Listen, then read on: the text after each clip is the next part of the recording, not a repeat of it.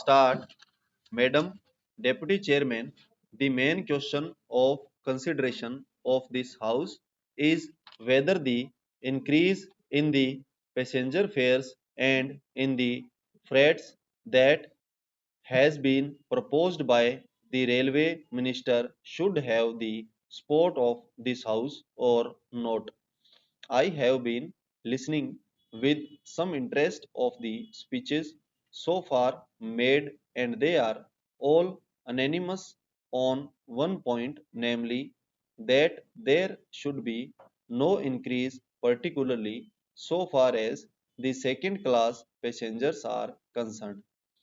What we have to decide at present is that those friends who have emphasized their opposition to this levy have also said that in view of our developing economy, in view of our developing industrialization, in view of the fact that there is a greater demand for passenger traffic as well as goods traffic.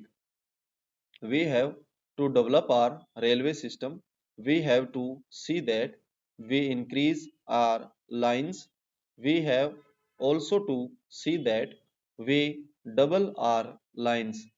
We have also to see that the production of the locomotives, wagons, and coaches is increased with greater rapidly.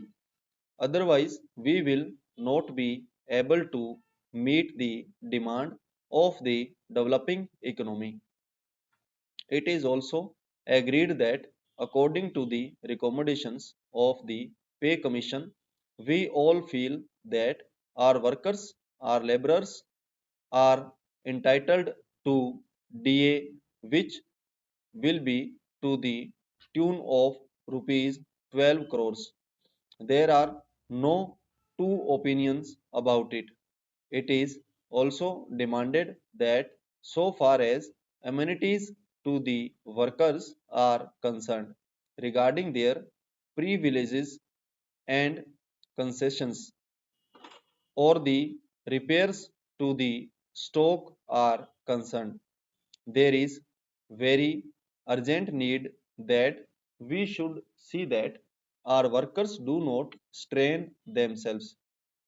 An engine driver should not be asked to do work for more than 12 hours. Similarly, others in the railways should also have further concessions so far as leisure, rest, and leave are concerned. It is also agreed and it has been emphatically stressed on all hands that the second class passengers are not getting amenities which they should get. The greater portion of the income comes from the second class passengers, and the position is that they are not getting their dues by way of rest and comfort which are necessary for them. I appreciate that effort is being made that so far as sleeping accommodation and provision of fans to the second class passengers are concerned, something is being done.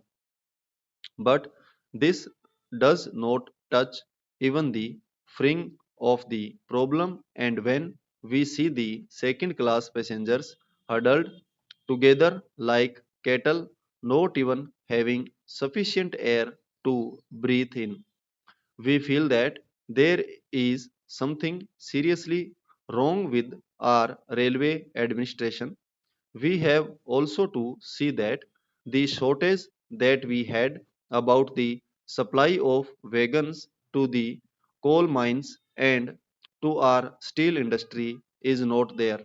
Madam, it is a strange chain of events that the minister who was in charge of steel and who gave statements in a way implying that the railways are not doing their part well is not saddled with that responsibility, and I am sure He must feel double responsibility because he knows how the industry has suffered or was likely to suffer.